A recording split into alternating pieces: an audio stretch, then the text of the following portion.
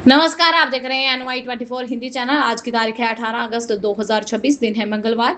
हिंदू पंचांग के अनुसार श्रावण मास के शुक्ल पक्ष की षष्ठी तिथि शाम को 5:51 तक रहेगी। इसके बाद सप्तमी तिथि आरंभ हो जाएगी।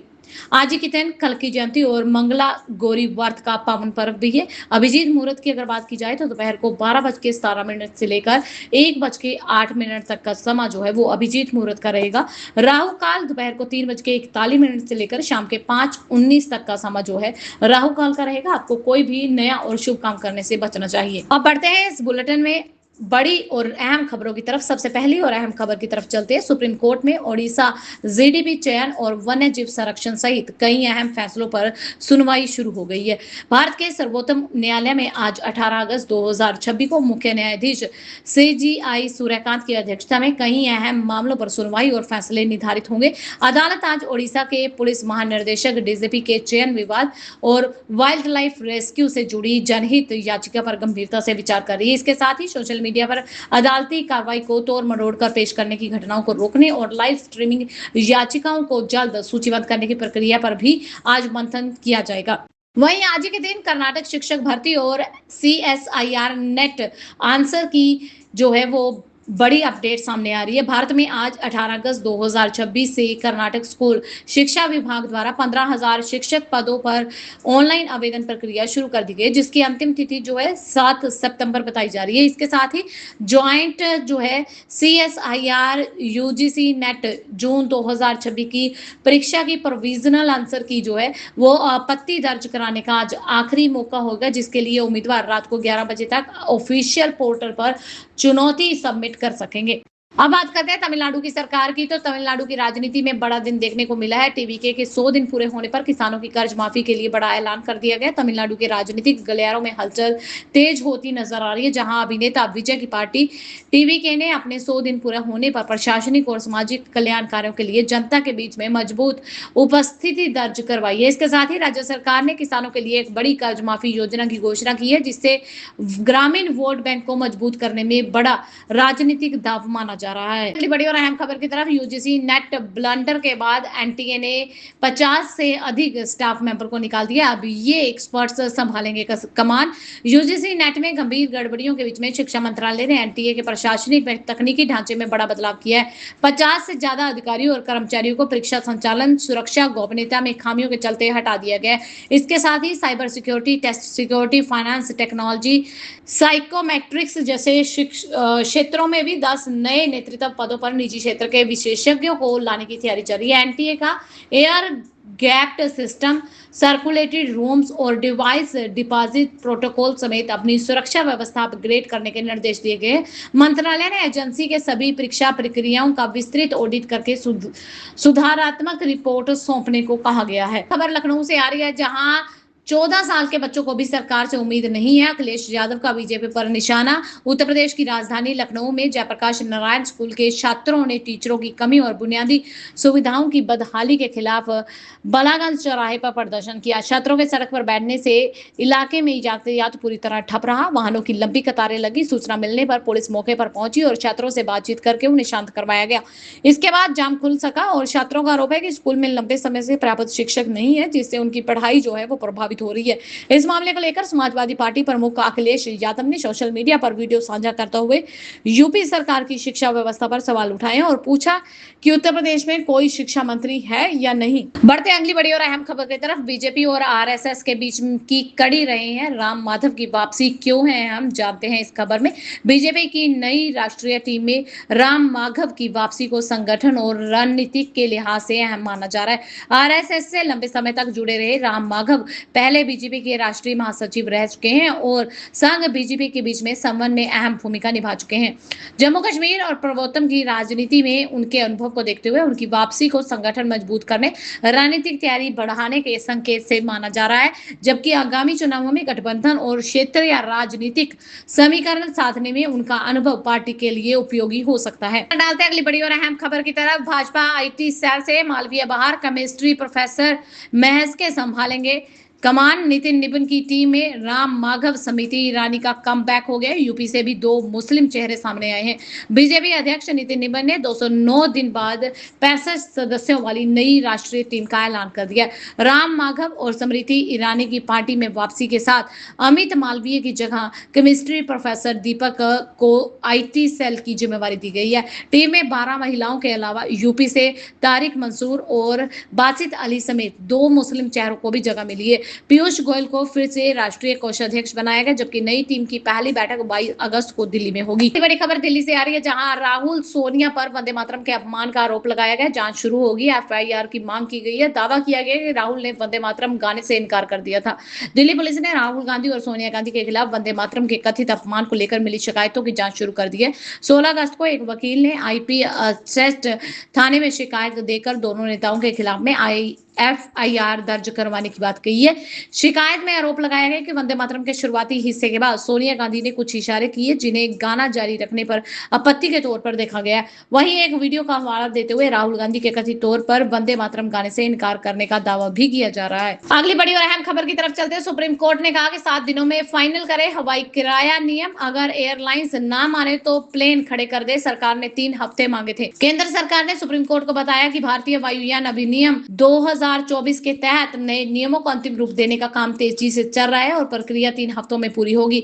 हवाई किराए व अन्य शुल्क से जुड़ी याचिकाओं पर सुनवाई के दौरान कोर्ट ने ड्राफ्ट नियमों को 7 दिनों में प्रकाशित करने के लिए कहा है। कोर्ट ने सख्त टिप्पणी करते हुए कहा कि अगर एयरलाइन नियमों का पालन नहीं करती तो उन्हें जमीन पर खड़ा किया जाएगा। मामले की अगली सुनवाई 7 सितंबर को होगी, जबकि याचिका में हवाई यात्रियों के हितों के लिए स्वतंत्र न्यायिक व्यवस्था की मांग की गई है। वहीं दूसरी तरफ सुप्रीम कोर्ट ने कहा कि सीबीआई को जांच के लिए आदेश क्यों चाहिए, हाईकोर्ट की सुनवाई पर रोक क्यों लगाई गई है। राहुल गांधी की आय से अधिक संपत्ति का ये मामला है। सुप्रीम कोर्ट ने राहुल गांधी से जुड़ी आय से अधिक संपत्ति के मामले में इलाहाबाद हाईकोर्ट की सुनवाई पर फिलहाल रोक लगा दी है। कोर्ट ने सीबीआई और ईडी को भी हाईकोर्ट में इस मामले से जुड़ी कई रिपोर्ट दाखिल न करने के निर्देश दिए। सुनवाई के दौरान बेंच ने सवाल किया कि अगर आरोप गंभीर है तो सीबीआई को जांच के लिए कोर्ट के आदेश का इंतजार क्यों करना पड़ रहा है। राहुल गांधी ने हाईकोर्ट के आदेश को चुनौती देते हुए मामले को दूसरे हाईकोर्ट या सुप्रीम कोर्ट में ट्रांसफर करने की मांग की है। मामले की अगली सुनवाई 20 अगस्त को होगी। अगली बड़ी खबर खेल जगत से आ रही है। भारत को 178 रन की बढ़त मिली है। श्रीलंका 284 पर ऑल आउट हो गया। सुधार ने 4, जडेजा ने 3 विकेट लिए। खराब रोशनी से तीसरे दिन स्टंप्स हो गया। गोल्ड टेस्ट के तीसरे दिन श्रीलंका की पहली पारी 284 रन पर सिमट गई, जिससे भारत को 178 रन की मजबूत बढ़त मिली है। भारत के लिए मानव सुधार ने 4, रविंद्र जडेजा ने 3 विकेट झटके, जबकि जडेजा ने टेस्ट में 350 विकेट भी पूरे कर लिए। श्रीलंका की ओर से सोनल निस्सो और निरोशन डिकवेला ने 80 रन बनाए। दोनों ने छठे विकेट के लिए 146 रन की साझेदारी करके टीम को संभाला, लेकिन खराब रोशनी के कारण दिन का खेल समय से पहले खत्म हो गया। अब बात करते हैं एशियन गेम्स की। तो एशियन गेम्स के लिए अफगानिस्तान की नई टीम दरवेश कप्तान रहेंगे। 6 अनकैडेड खिलाड़ी, 5 खिलाड़ियों के पास से 10 से कम इंटरनेशनल मैचों का अनुभव सामने आया है। अफगानिस्तान ने जापान में होने वाले एशियन गेम्स 2026 के लिए अपनी टीम का ऐलान कर दिया है, जिसमें दरवेश रसूली को कप्तान बनाया गया। टीम में 6 अनकैप्ड खिलाड़ियों को जगह मिली है, जबकि 5 खिलाड़ियों के पास 10 से कम इंटरनेशनल मैचों का अनुभव है। करीम जन्नत और निजीबुल्लाह जादरान जैसे अनुभवी खिलाड़ियों के साथ घरेलू क्रिकेट में शानदार प्रदर्शन करने वाले मोहम्मद अकरम, खालिद तनीवाल और इस्मत आलम की टीम में शामिल हो गए। अंडर 19 वर्ल्ड कप में भारत के खिलाफ शतक लगाने वाले फैजल शिनोजादा को भी मौका मिला है। नजर डालते हैं अगली बड़ी और अहम खबर की तरफ। वित्त मंत्री ने कहा कि बैंकों का एनपीएस सबसे निचली स्तर पर विकसित भारत के लक्ष्य पर फोकस रहेगा। बैंकिंग सुधारों के लिए जल्दी ही बनेगी हाई लेवल कमेटी। वित्त मंत्री निर्मला सीतारमण ने कहा कि सरकार जल्द ही बैंकिंग सेक्टर में सुधारों के लिए हाई लेवल कमेटी का गठन करेगी, जिसे इसी महीने बनाया जा सकता है। इस कमेटी का प्रस्ताव बजट 2026-27 में रखा गया था, जिसके मकसद 2047 तक विकसित भारत के लक्ष्य में बैंकों की भूमिका की समीक्षा करना है। सरकार ने संकेत दिया दिए हैं कि कमेटी की रिपोर्ट मिलते ही उनकी सिफारिशों पर तेजी से काम किया जाएगा।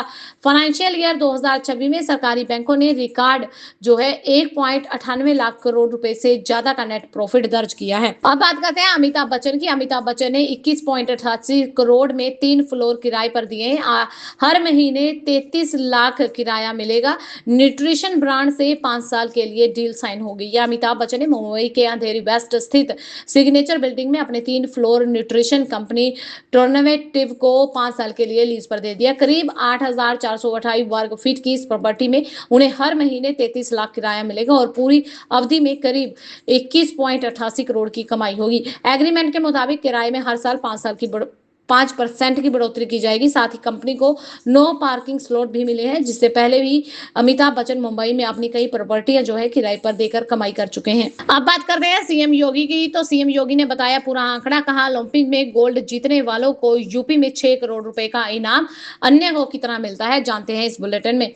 उत्तर प्रदेश के मुख्यमंत्री योगी आदित्यनाथ ने गोरखपुर में बताया कि देश के लिए मेडल जीतने वाले यूपी के खिलाड़ियों को सरकारी नौकरी दी जाएगी। उन्होंने कहा कि ओलंपिक में गोल्ड मेडल जीतने वाले खिलाड़ियों को 6 करोड़, सिल्वर पर 4 करोड़, ब्रॉन्ज मेडल पर 2 करोड़ रुपए का पुरस्कार मिलता है, जबकि ओलंपिक में प्रतिभाग करने वाले खिलाड़ियों को 10 लाख रुपए, जबकि कॉमनवेल्थ एशियन गेम में प्रतिभाग करने वाले यानी कि पार्टिसिपेट करने वालों को 5-5 लाख रुपए की सहायता दी जाती है। सीएम योगी ने युवाओं से खेलों से जुड़ने, नशे से दूर रहने की अपील की है। वहीं दूसरी तरफ युवा शक्ति को बर्बाद कर रहा है माफिया तंत्र। गोरखपुर में सीएम योगी का विपक्ष पर तीखा हमला। गोरखपुर में मुख्यमंत्री योगी आदित्यनाथ ने माफिया तंत्र और नशे को युवाओं का सबसे बड़ा खतरा बताते हुए विपक्ष पर तीखा हमला बोला। उन्होंने कहा कि पिछली सरकारों के एजेंडे में युवा और खेल नहीं थे। माफिया प्रवृत्ति ने युवाओं को सबसे ज्यादा नुकसान पहुंचाया। सीएम योगी ने युवाओं से खेलों से जुड़ने, नशे के साथ स्मार्टफोन की लत से दूर रहने की अपील की है। उन्होंने कहा कि युवा शक्ति को सकारात्मक दिशा देने के लिए प्रदेश सरकार जल्द नई युवा नीति लेकर आएगी और खेल संस्कृति को बढ़ावा देगी। इसी बीच बढ़ते हैं अगली बड़ी और अहम खबर की तरफ। अमित मालवीय का नाम बीजेपी पदाधिकारियों में न होने पर कांग्रेस नेता मुमताज पटेल क्या बोली, जानते हैं इस बुलेटिन में। बीजेपी की नई राष्ट्रीय टीम में अमित मालवीय को जगह न मिलने पर कांग्रेस नेता मुमताज पटेल ने इसे स्वागत योग्य बदलाव बताया। उन्होंने आरोप लगाया कि मालवीय ने बीजेपी आईटी सेल के जरिए राहुल गांधी और कांग्रेस के खिलाफ प्रोपेगेंडा, अफवाहें और गलत खबरें फैलाई हैं। पटेल ने कहा कि अगर नई टीम पुराने तरीके से काम करेगी तो देश अब धोखा खाने वाला नहीं है। बीजेपी ने अमित मालवीय की जगह दीपक महसके को सोशल मीडिया इंचार्ज की जिम्मेवारी सौंप दी है। अब बात करते हैं मध्य पूर्व की। तो ईरान ने कहा कि स्टेट ऑफ हॉर्मुज तभी खुलेगा जब अमेरिका इस्लामाबाद समझौते को लागू करेगा।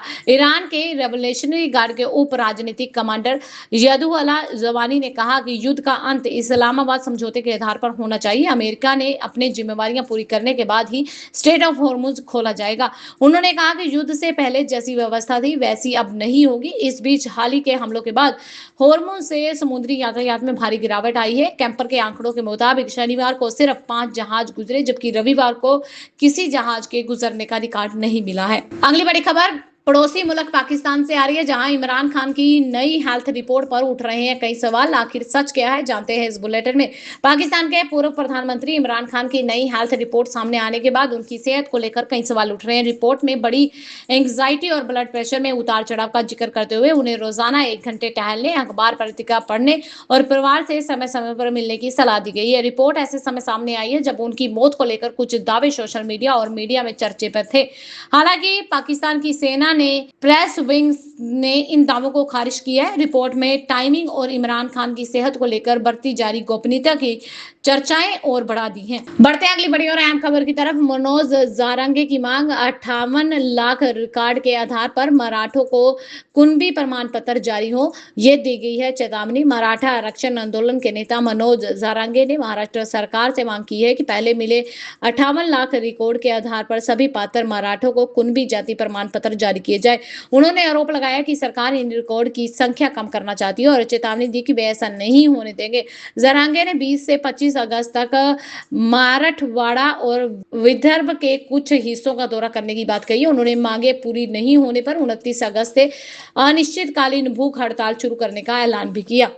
वहीं दूसरी तरफ ट्रंप ने की पाकिस्तान, सऊदी और तुर्की के रक्षा समझौते की तारीफ, कहा बड़ा और साहसी कदम है। भारत का इस पर क्या रुख है, जानते हैं इस बुलेटिन बुलेटिन में अमेरिकी राष्ट्रपति डोनाल्ड ट्रंप ने सऊदी अरब, तुर्की और पाकिस्तान के बीच में हुए मक्का संयुक्त रक्षा समझौते की तारीफ करते हुए इसे बड़ा और साहसिक पहला कदम बताया। समझौते के तहत तीनों में से किसी एक देश पर सशस्त्र हमला होने पर तीनों देशों पर हमला माना जाएगा। पाकिस्तान के पीएम शहबाज शरीफ ने ट्रंप के समर्थन का स्वागत किया। क्षेत्रीय सुरक्षाओं में सहयोग की बात की गई है। वहीं भारत ने कहा कि वह समझौते में अपनी राष्ट्रीय सुरक्षा और क्षेत्रीय शांति पर पड़ने वाले प्रभावों का आकलन कर रहा है। इसी बीच अगली बड़ी खबर हिसार से आ रही है, जहां हिसार में पिता और बेटी पर हमला हुआ है। आरोपी को गिरफ्तार कर लिया गया। हरियाणा की हिसार पुलिस ने पिता और बेटी पर हमला करने के मामले में गांव लुदास निवासी संदीप उर्फ भोली को गिरफ्तार किया है। पुलिस के मुताबिक आरोपी ने रास्ते में रोककर दोनों पर ईंट से हमला किया। हमले में युवती गंभीर रूप से घायल हुई और उसकी हालत नाजुक बताई जा रही है। पुलिस ने आरोपी के कब्जे से वारदात में इस्तेमाल की गई बाइक और ईंट बरामद की है। मामले में हत्या के प्रयास की धाराओं के तहत कार्रवाई की जा रही है। पुलिस घटना के पीछे की वजह और अन्य पहलुओं की जांच भी कर रही है। वहीं अगली बड़ी खबर नोएडा से आ रही है। नोएडा में साइबर ठगी का मामला सामने आया। मुनाफे का लालच देकर 3 लोगों से 24.94 लाख हड़पे गए। नोएडा में साइबर ठगों ने शेयर बाजार और ऑनलाइन ट्रेडिंग में कम समय में मोटा मुनाफा दिलाने के झांसे को देकर 3 लोगों से कुल 24.94 लाख रुपए ठग लिए। ठगों ने पीड़ितों को टेलीग्राम और व्हाट्सएप में निवेश ग्रुप में जोड़कर पहले कम रकम निवेश करवाई और फिर कथित मुनाफा दिखाया, जिसके बाद बड़ी रकम जमा करवाई गई और निकासी पर रोक लगा दी गई। सेक्टर 26 निवासी नीतीश श्रीवास्तव से भी जालसाजों ने करीब 8.64 लाख रुपए से अलग अलग बैंक खातों में 20 बार ट्रांसफर करवाया है। रकम वापस न मिलने पर उन्होंने साइबर अपराध की शिकायत दर्ज करवाई है। साइबर थाना पुलिस में 3 मामलों पर जांच शुरू कर दी है। अब बात करते हैं वेदर अपडेट की, तो झारखंड में भारी बारिश के लिए अलर्ट जारी किया गया है। गया में नदियों का जलस्तर बढ़ने की आशंका है। झारखंड में 18 अगस्त सुबह से लेकर 19 अगस्त सुबह तक भारी से अत्यंत भारी बारिश की चेतावनी दी गई है, जबकि गया जिले में विशेष अलर्ट जारी किया गया है। लगातार बारिश से शेरघाटी अनुमंडल के कई इलाकों में बाढ़ जैसी स्थिति बन सकती है। वहीं फल्गु नदी का जलस्तर भी तेजी से बढ़ने की आशंका है। बोक गया और गया शहर के निचले व संवेदनशील क्षेत्रों में जल भराव का खतरा देखते हुए निगरानी को बढ़ा दिया गया। गया के डीएम शशांक शुभकर्ण के अधिकारियों को अलर्ट पर रहने, राहत बचाव कार्यों के लिए जरूरी संस्थान तैयार करने के निर्देश दिए गए हैं। वहीं अगली बड़ी खबर हिमाचल प्रदेश से आ रही है, जहां मंडी जिले के देवरी स्कूल का प्रियंका गांधी आज करेंगी लोकार्पण, बच्चों से करेंगी संवाद। हिमाचल प्रदेश के मंडी जिले के देवरी में आपदा से क्षतिग्रस्त हुए स्कूल का नया भवन 18 अगस्त को प्रियंका गांधी वाड्रा लोकार्पित करेंगी। मुख्यमंत्री सुखविंदर सिंह सुक्खू ने उनके दौरे को गैर राजनीतिक और निजी बताया। उन्होंने कहा कि प्रियंका गांधी किसी ऑफिशियल सरकारी कार्यक्रम में शामिल नहीं होंगी, बल्कि स्कूल भवन का उद्घाटन करके बच्चों से बातचीत करेगी। आपदा के दौरान प्रियंका गांधी ने दवेरी का दौरा किया था, जहां स्कूली बच्चों ने उन्हें नए भवन की मांग की थी। इसके बाद नए स्कूल भवन का निर्माण करवाया गया और अब ये बिल्कुल तैयार है। अब बात करते हैं मुख्यमंत्री सम्राट चौधरी की, तो बिहार में विद्यार्थी सहयोग पोर्टल लॉन्च कर दिया गया। 5 ऐसे फायदे कि कोई नहीं दे पाएगा स्टूडेंट्स को दिक्कत। बिहार के मुख्यमंत्री सम्राट चौधरी ने जेडी वीमेंस कॉलेज में विद्यार्थी सहयोग पोर्टल लॉन्च किया, जिसका मकसद छात्रों की शैक्षणिक, छात्रावास व अन्य समस्याओं का समयबद्ध समाधान करना है। पोर्टल पर छात्र कभी भी मुफ्त और गोपनीय तरीके से ऑनलाइन शिकायत दर्ज कर सकेंगे। शिकायत पर 10 दिनों में कार्रवाई शुरू नहीं होने पर 11वें दिन मुख्यमंत्री कार्यालय से समय नोटिस जारी होगा। अधिकतम 30 दिनों में समाधान सुनिश्चित किया जाएगा। हर महीने के चौथे मंगलवार को कॉलेज में शिविर लगाए जाएंगे। 25 अगस्त से स्कूलों में, छात्रावासों में विद्यार्थी सहयोग अभियान भी शुरू होगा। बढ़ते हैं अगली बड़ी और अहम खबर की तरफ। मनोज तिवारी ने भरत तिवारी की बहन से बंधवाई राखी, दोषियों पर कड़ी कार्रवाई का दिया भरोसा। बीजेपी सांसद मनोज तिवारी सोमवार को बिलोटी गांव पहुंचे। भरत तिवारी के परिवार व ग्रामीणों से मुलाकात की। भरत तिवारी की बहन ने सांसद को राखी बांधकर न्याय की गुहार लगाई है। उसके बाद मनोज तिवारी ने परिवार को हर संभव मदद का भरोसा दिया। उन्होंने कहा कि मामले की स्थानीय अधिकारियों के खिलाफ जो है एफआईआर, निलंबन और गिरफ्तारी जैसी कार्रवाई हुई है और दोषियों पर कानून के मुताबिक सख्त कार्रवाई होगी। सांसद ने निर्दोष ग्रामीणों को राहत दिलाने और भरत तिवारी के नाम पर स्मारक बनाने की मांग पर भी सहयोग का भरोसा दिया है। अगली बड़ी खबर बेंगलोर से आ रही है, जहां सड़क के गड्ढे देखते ही एआई बताएगा जिम्मेदार कॉन्ट्रैक्टर। बेंगलोर इंजीनियर ने बनाया ऐसा सिस्टम। बेंगलोर के इंजीनियर गौरव सेन ने सड़क पर गड्ढों की पहचान करने और उनके लिए जिम्मेवार कॉन्ट्रैक्टर पर पहुंचने वाला एक एआई सिस्टम तैयार कर दिया। ये system dash cam, GPS GPS और एक्सेलेरोमीटर की मदद से सड़क की जानकारी जुटाता है। एआई विजन मॉडल के जरिए अलग-अलग आकार के गड्ढों की पहचान करता है। खास बात ये है कि ये ऐप करीब 2900 सरकारी कॉन्ट्रैक्ट्स का डेटा देखकर संबंधित सड़क के जिम्मेवार कॉन्ट्रैक्टर और अधिकारी की पहचान कर सकता है। सिस्टम करीब 4 सेकंड में सड़क की photo, street location, tender number और संबंधित अधिकारी की जानकारी वाला रिकॉर्ड तैयार कर देता है। अगर सड़क अभी वारंटी में है तो जिम्मेवार कंडक्टर से अपने खर्चे पर मरम्मत कराने की कार्रवाई की जा सकती है। सेठ ने इसे वास्तविक सड़क पर टेस्ट किया, जहां सिस्टम ने 12 गड्ढों की पहचान करके शिकायत के लिए जरूरी सबूत तैयार कर दिए हैं। अब बात करते हैं रेडमी नोट की। तो रेडमी नोट 17 सीरीज जो है 27 अगस्त को इंटरनेशनल मार्केट में लॉन्च हो जाएगी। प्रो मैक्स मॉडल भी इसमें शामिल है। रेडमी नोट 17 सीरीज को 27 अगस्त को इंटरनेशनल मार्केट में लॉन्च किया जा रहा है। एक Xiaomi के मुताबिक इस सीरीज में नया Redmi note 17 pro max model भी शामिल होगा। फोन में 6.83 इंच का 1.5K crystal x AMOLED display, इसके साथ ही स्नैपड्रैगन 6 जनरेशन 5 प्रोसेसर दिया गया। सीरीज में Redmi note 17, note 17 pro, note 17 pro max शामिल होने की संभावना है। प्रो मैक्स में 10,000 मेगाहर्ट्ज की बैटरी, 100 वाट फास्ट चार्जिंग मिल सकती है। जबकि कैमरा सेटअप की अगर बात की जाए तो 50 megapixel primary, 8 megapixel ultra wide और 32 मेगापिक्सल फ्रंट कैमरा की उम्मीद जताई जा रही है। फोन एंड्रॉयड 16 आधारित हाइपर ओएस 3 पर चल सकता है। भारत में इस सीरीज को अगले महीने लॉन्च किए जाने की संभावना है। अगली बड़ी खबर महाराष्ट्र से आ रही है, जहां डिप्टी सीएम शिंदे बोले कि गणेशोत्सव से पहले सड़कें होंगी गड्ढा मुक्त, बेहतर निकायों को मिलेगा पुरस्कार।